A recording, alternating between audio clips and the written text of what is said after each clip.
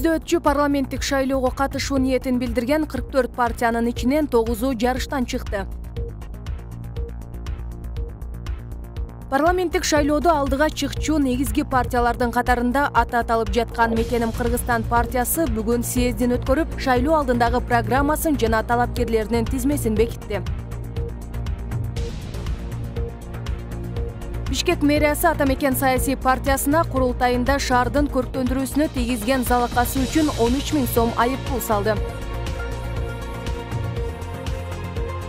Жаңы окуу жылында 1-класстын окуучуларын кандай окутушат? Мугалимдерге, окуучуларга жана ата-энелерге талаптар бекитилди.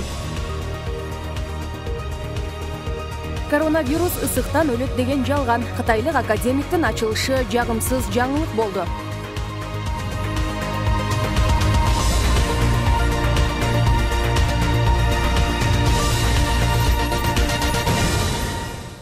Аты жөнүм Айганыш Туратбек кызы, саламатсызбы? Күздө өтчү парламенттик шайлоого катышуу ниетин билдирген 44 партиянын ичинен 9-у жарыштан чыкты. Борбордук шайлоо комиссиясынын маалыматына ылайык, Агрардык партия, Демократ Кыргызстан коммунисттеринин партиясы, Эмгек бийлик элге Кыргызстандын элдик демократиялык партиясы, Бирик, Таза коом жана Жаратман эл партиялары шайлоого катышпай турган болду. Алардын айрымдары башка партияларга кошулган. Кээ бирлери шайлоо фонду үчүн эсеп ачкан эмес. Борбордук шайлоо комиссиясы партиялар 20 августка чейин курултай өткөрүп бүтүшү керектигин эскертти.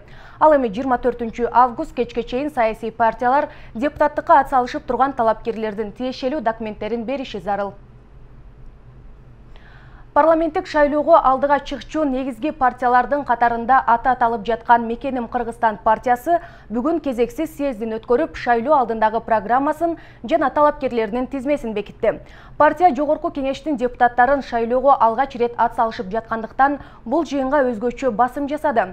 Съезге өлкөнүн бардык аймактарынан келген делегаттар, көрүнүктүү коомдук ишмерлер катышты. Мекеним Кыргызстан партиясы бул элдин ишенимине, колдоосуна ээ болгон жаштардын саясий биримдиги.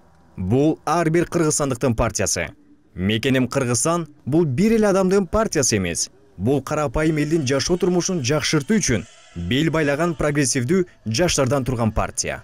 Мен сиздерди саясий маданияттуулуктун жаңы үлгүсүн көрсөтүүгө, шайлоону таза жана мыйзамдуу өткөрүүгө чакырамын. ОАД партиянын программасы мына ушундай аталат. Бул бардык тармакта реалдуу реформа жүргүзүү менен өлкөбүздүн өнүгүүсүнө реалдуу кадам таштоо. Бул көпкө созулган талкуу жана анализдердин натыйжасы.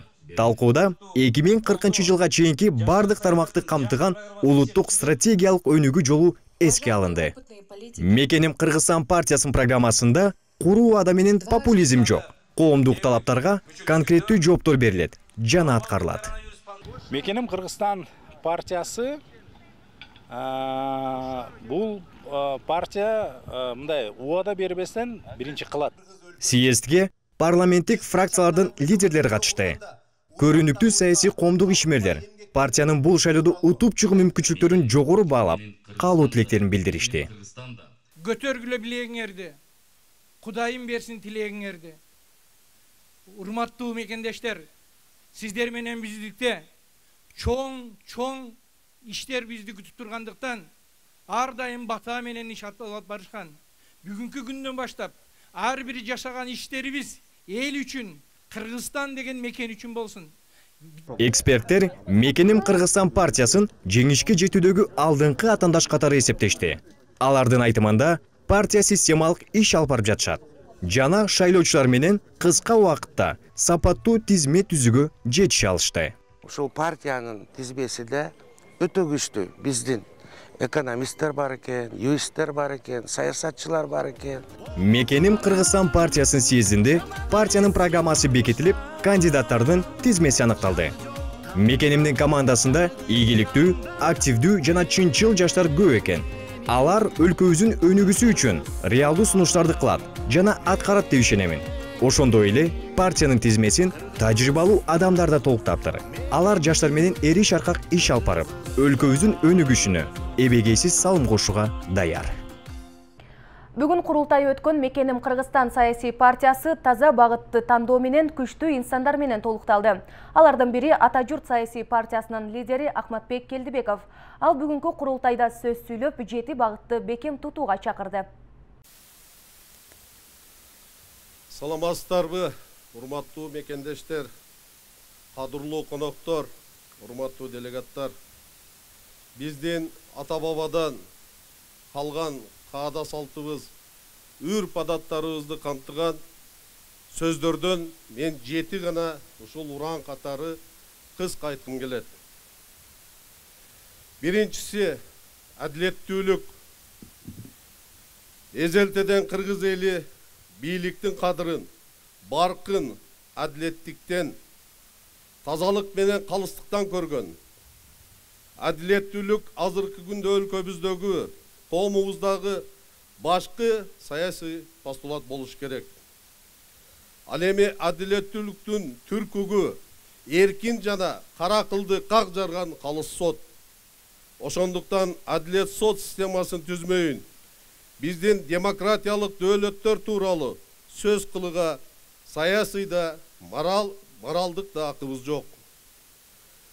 Ал эми мамлекеттеги бардык реформалар, жаңы чечимдер, жаңы долбоорлор биринчи кезекте социалдык адилеттүүлүктү камсыз кылууга, карабайым калкты коргоого жана колдоого багытталыш керек.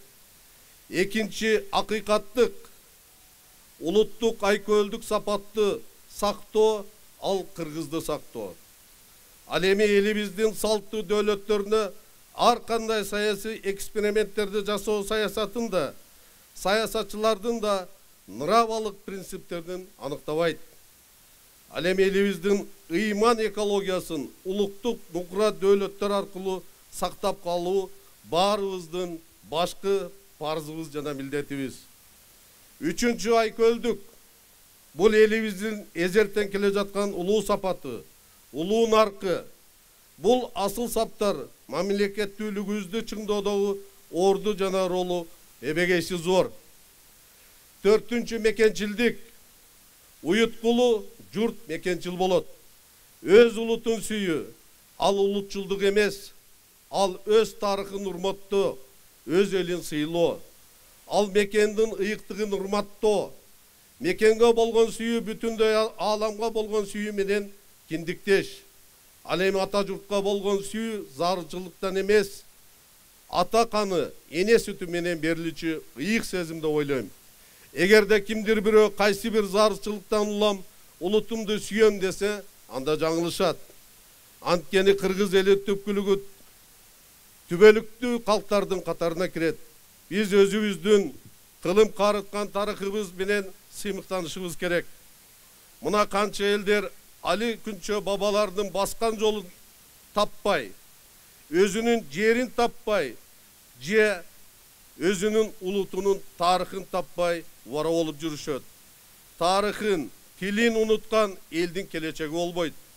Ошон үчүн да көчпөн калктын көчү түшкөн, бабаларыбыз байырлап, аталарыбыз жердеген Кыргызстаныбыз менен ар качан сыймыктанышыбыз керек. Бешинчи ыймандуулук. Ыймандуу жана ынтымактуу коом гана келечектүү мамлекет кура алат. Биз саясий ыйман маселесин башкаруу системасына киргизүүбүз зарыл. Ал эмне? Ал тазалык, ал чынчылдык, ал абийирдүүлүк, ал таза көкүрөк. Ыймандын кылы кыйшайган жерден абийирсиздик, жоопкерсиздик, менминсинүү, саясий оппоненттер менен күрөшүүнүн булганыш жолдору башталат. Ошондуктан улуттук ыйман, бул улуттук сактап калуунун негизги нравалык чордону болуш керек. Азыр биз ар тараптык ыймандык экспансиянын тутумуна калып жатабыз. Ушундай татаал мезгилде кыргыз бойдон калуу, кыргыз эли бойдон калуу, улуту бойдон калуу Кыргызстанды коргоп калууга тете маселе. Ырайымдуулук, эл аралык саясаттагы адам укугу деген маселе. Кыргыздын көөнө түшүнүгүндө адамга адам ырайымдуу болуу зарыл деген маани менен түшүндүрүп келген. Адам укугу бул улуу түшүнүк. Биз өлкөбүздүн адам укугун бийик сактаган өлкөгө айландырышыбыз керек. өлкөнүн башкы байлыгы ал адамдык капитал, ал адамдык ресурс. Biz бул байлыкка ырайымдуулук менен мамиле жасабасак, анда biz өлкөнүн негизин түзгөн элибиздин баркын да, баасын да билбей калабыз. Бүгүн адамдар гумандуулукка, кайрымдуулукка, өз ара түшүнүшүүгө, бир сөз менен айтканда, ырайымдуулукка муктаж болуп жасат. 7-нчи, ысырапкорлук жана сарамжылдуулук. Кыргыз эли эзелтен ушул эки сапатты жогору баалап келген. Кыргыз улуттук коррупциянын өзгөчөлүгү, тамыры, өзөгү биздин сарамжалсыз мамилебиз ысырапкорлук болуп эсептелет. Мен жаңылануунун улуттук өзгөчөлүгүн, өткөндүн духун бекем сактоо менен келечектин кубатын жаратуудан көрөм. Бийликтин 3 бутагы болгон менен анын бир эле булагы, бир эле ээси бар. Ал Кыргызстан эли. Мамлекетти эл түзөт. Элден өйдө туруп, эл ишенимин актай албаган, эл алдында жоопкерчиликти билбеген жогорку кеңеш эч убакта эл үчүн иштей албайт. Бул тарых тастыктады, бул факты.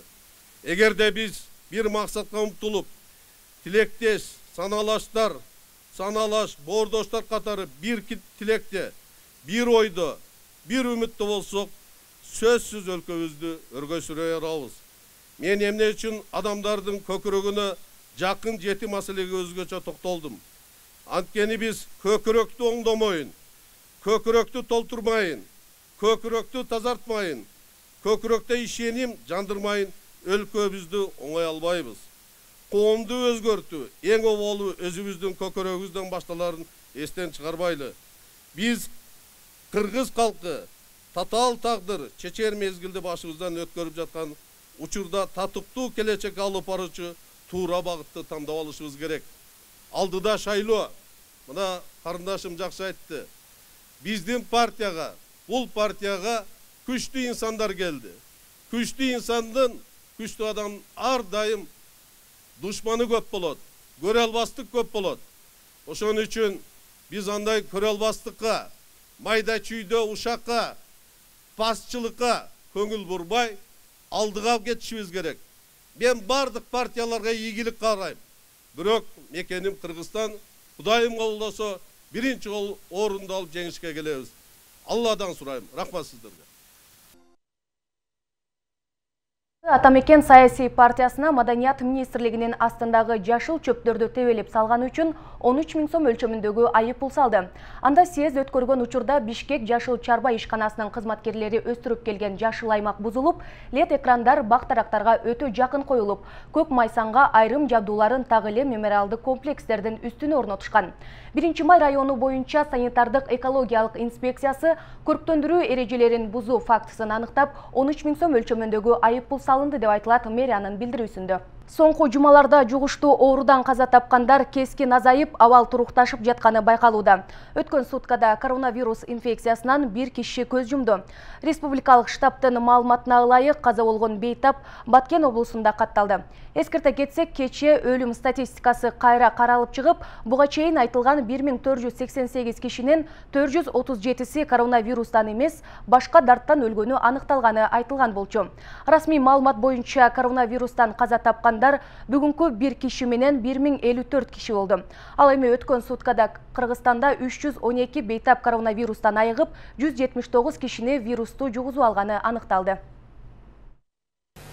2020 жылдын 19 августуна карата республикада лабораториялык жана клиникалык эпидемиологиялык тастыкталган жаңы COVID-19 учурлардын саны 179-ду түзүп, алардын ичинен лабораториялык тастыкталган учурлардын саны 59-ду түздү жана Бишкек шаарында 10, Чүй облусунда 5, Ош шаарында 4, Нарын облусунда учурлар катталган жок, Ысык Көл облусунда 3, Талас облусунда учурлар катталган жок, Жалал Абад облусунда 13, Баткен облусунда 17, Ош облусунда 7 жаңы учур катталды. Премьер-министр Куатбек Боронов брифинг учурунда кыргызстандыктарга кайрылып, күз келери менен өтө-түрчү тойлорду токтото турууга чакырды. Өкмөт башчы өлкөдө дагы деле эпидемиологиялык кырдаал турукташа электигин айтып, көп сандаган адамды чогултуу кооптуу экенин белгиледи. Ошону менен катар кафе, ресторан жана башка эс алуучу жайларда карантиндик чектөөлөрдүн аткарылышын жергиликтүү бийликтин өкүлдөрү текшерип жатканын эскертти. Республиканын аймагында эпидемиологиялык абалды таптакыр жакшы болуп кетти дегенден алыспыз. Кыргыз илгери эле тояш деген күркүрөгөн күздө, мал жайлоодон түшкөндө, кызыл кырманга толгондо болот деп айтат. Мына ушул августтун этегинен баштап жаңы жылга чейин жакшылыктар көбөйөт. Той топ үргүч алат. Билебиз, буга чейин пландалган ар бир үй-бүлөдө ушундай жакшылык иш-чаралар пландалган болушу мүмкүн. Албетте бул биздин салтыбыз, кыргыз элинин тарыхы илгертен келаткан ушундай салтыбыз бар. Бирок азырынча дарысы жок дарт менен күрөшүп жаткан маалда эл көп чогулган иш-чараларды өткөрүүнү токтото турууга чакырамын. Дүйнөлүк саламаттыкты сактоо уюму COVID-19 илдети менен Кыргызстанга 100 кычкылтек концентраторун берди. Саламаттыкты сактоо министрлиги гуманитардык жардамдын суммасы $59,000 экенин билдирди. Дүйнөлүк саламаттык сактоо уюму пандемия башталгандан бери Кыргызстанга медициналык жабдуулардан жана адистерге кепкеңеш берүү жагынан жардам берип келет. Бүгүн Екатеринбургтан Бишкекке 166 кыргызстандык Урал аба жолдору авиакомпаниясынын чартердик каттамы менен жеткирилди. Тышкы иштер министрлиги билдиргендей, жарандар Екатеринбург, Челябинск, Магнитогорск, Тюмень, Сургут, Салехард, Надым, Курган, Пермден жана башка шаарлардан келишти. Жүргүнчүлөрдүн тизмеси жарандардын жана кыргыздардын диаспораларынын кайрылууларынын негизинде түзүлгөн.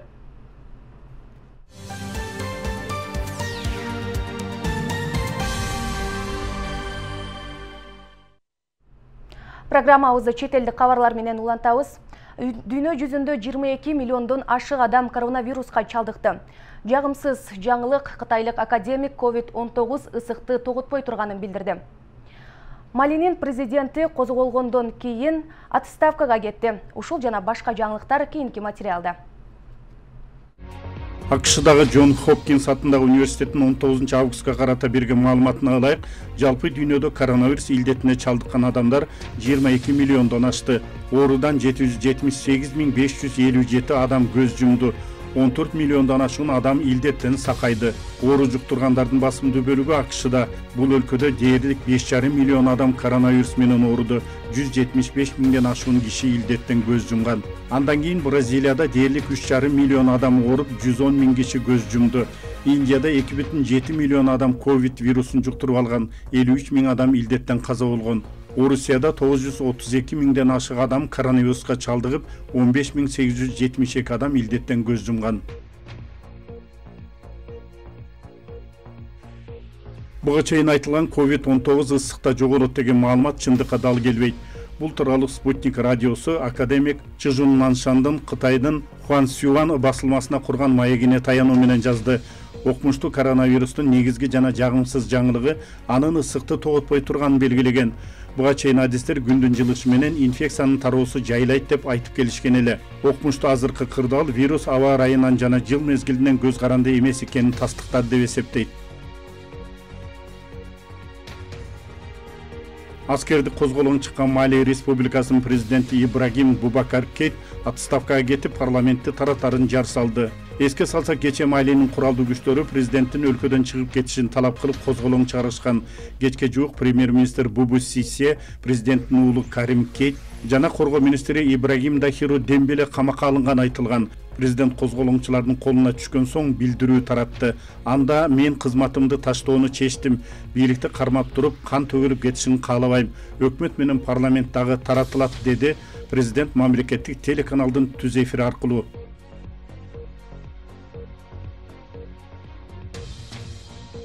Бириккен Улуттар уюмунун алдындагы трибунал Ливиянын мурдагы өкмөт башчысы Рафик Али Харирини 2005 жылы өлтүрүүгө кутум уюштурган деген айып менен Хезболла уюмунун мүчөсүн күнөөлүү деп тапты. Ага карата сот өкүмү кийин чыгат. Бул иш боюнча айыпталып жаткан дагы 3 адам далил жетишсиздигинен улам акталды. Ливиядагы Хезболла шиит тобунун мүчөсү деп эсептелген 4 адамдын соту 2014-жылы Гаганын жанындагы атайын Ливан боюнча түзүлгөн трибуналда сыртынан башталган. Прокурорлордун ырастоосуна караганда жардыруу уюлдук телефондордун жардамы менен ишке ашырылган. Алардын бири Хезболланын мүчөсү Селим Аяшка таандык экени сотто аныкталган. Ливандын мурдагы премьери Харири жана дагы 22 киши 2005-жылы Бейрутта автоунаанын жарылуусуна мерт болгон. Жана бул окуя Ливанда шииттер менен сунниттердин жиктешүүсүнө түрткү берген. Мурдагы премьер киши колдуу болгондон кийин Сирия Ливандан аскерлерин чыгарып, Хезболла буга катыштыгы бардыгын четке каккан. Бириккен Улуттар уюму бомба жарылууну иликтөө боюнча атайын трибунал уюштурган.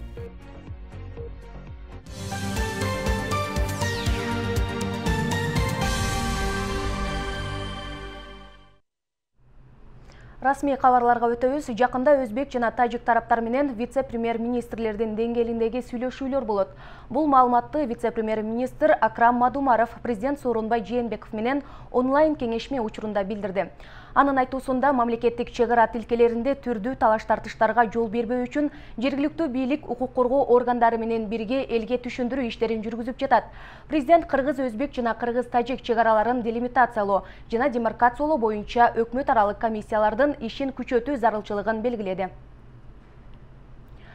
Президент Сооронбай Жээнбеков 19-20 август күндөрү иш сапары менен Нарын облусуна барат. Бул тууралуу мамлекеттик башчынын маалымат кызматы билдирди. Ага ылайык президент Кочкор, Ат башы, Нарын райондорун жана Нарын шаарын кыдырып, пандемия шартында санариптештирүү жана аймактардагы ички жолдорду реконструкциялоо боюнча долбоорлорду ишке ашыруунун жүрүшүн көрүп чыгат. Ошондой эле айыл чарба, кайра иштетүү, ирригация, медицина, билим берүү жана энергетика объектилеринин ишмердүүлүгү менен таанышат. Эске сала кетсек, буга чейин мамлекет башчы Ош, Жалал-Абад, Баткен, Талас жана Ысык Көл облустарында болгон.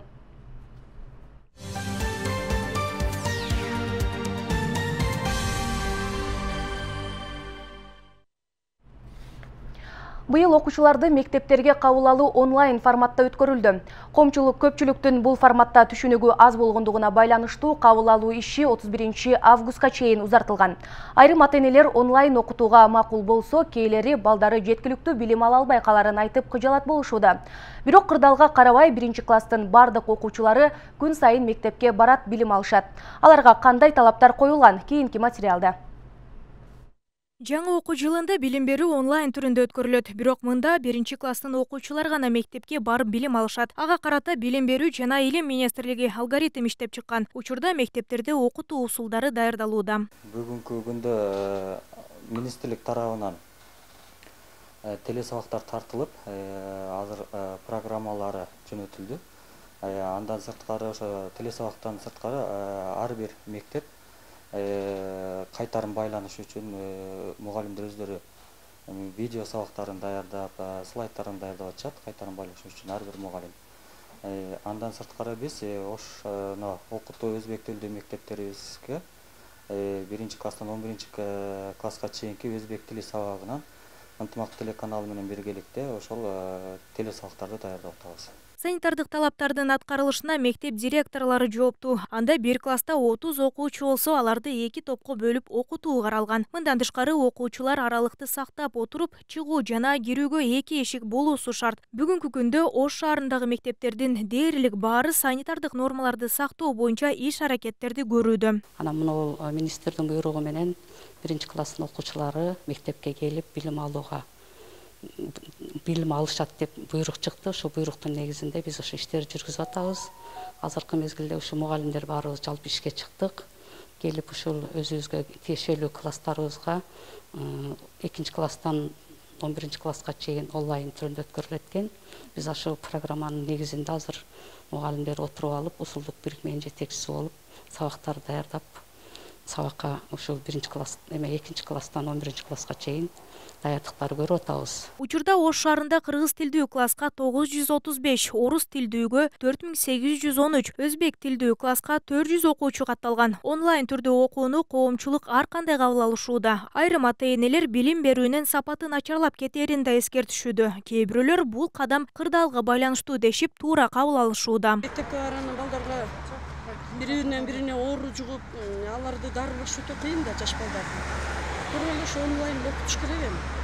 Ата-энеси да окуунун кадырын билсин, мектепке мугалимге жүгөртүп эле тура берчү элек, өзүбүз кошко куйлук эми. Мугалимдин жүзүү менен ата-эненин эмнеси башкачараак болот. Ата-энеде эркелик болот. Тиякта кичине эркелигин кой берет дегендей да. Мен ошондой деп түшүнөм. Енді билими азыраак төмөндөп кетет да балдарды. Но если стараться, если отлично учится ребенок и родители ответственно к этому относятся, то можно. Онлайн эми мына шаар жериндеги балдарга жакшы эле. Буларга бир топ жеңил болот, ата-энесине дагы, айрыкча мына контракттагы окуучулар үчүн дагы жакшы болот онлайн. Бирок кыштактарда жакшы эмес ал. Кыштактарда көбү телефон кармашында билбеген балдар бар, мисал үчүн. Мына ушундайлар үчүн чет кыштактардагы жеке жерлерде şu онлайнды коюп эле баштагыдай эле аралыкты дистанционный кылып туруп окутуп турса жакшы болот эле. Менин оюм ушундай эми. Онлайн режимде окутуу бул туура эле көрүнүш го дейм, азыркы абалга байланыштуучу. Себеби бүткүл дүйнө ушундай билим берүүгө өттү да онлайн. Анан Кыргызстан деле бүгүнкү күндө даярдык деңгээли жакшы деп ойлойм. Себеби министрлик бүгүнкү күндө онлайн сабакты, теле сабакты уюштуруп тартып атат да телевидениеде. Андан сырткары мугалимдер дагы жогорку окуу жайдагы мектеп дагы ал бүгүнкү эс алуу убактысын ушул онлайн окутууга даярдап бүт ошо окутуучулук курамды даярдыктан өткөрдү да. Эскерте кетсек, Ош шаарында жалпысынан 6000 чукул 1-класска бара турган балдар мектептерге кабыл алынган. Бирок кабыл алуу күнү азыркы кырдаалга байланыштуу 31 августка чейин уланат. Нурзада Сыдыкова, Элдар Өмүрбек уулу, Нурньюз. Келе жаткан аптада кыргызстандыктар катары менен 3 күн эс алат. Бул тууралуу Эмгек жана социалдык өнүктүрүү министрлигинин маалымат кызматынан билдиришти. Алар 29-30 август ишемби, жекшемби болсо 31 август эгемендүүлүк күнү. Ал календарда майрам катары кызыл менен белгиленген. Эмгек кодекси боюнча майрам күндөр дем алышка туш келсе, эс алуу кийинки иш күндөрүнө жылдырылат. Бирок бул жолку эгемендүүлүк күнү аптанын баштапкы иш күнүнө дем алышка удаа келген. Нур телеканалынын эфирден кеткен бардык жаңылыктары интернеттеги социалдык тармактарда жайгаштырылууда. Экранда көрүп жаткан даректерге катталыңыздар жана ыкчам маалыматтардан артта калбаңыздар. А мен болсо сиздер менен коштошом. Эфир аркылуу амандашканча саламатта туруңуздар.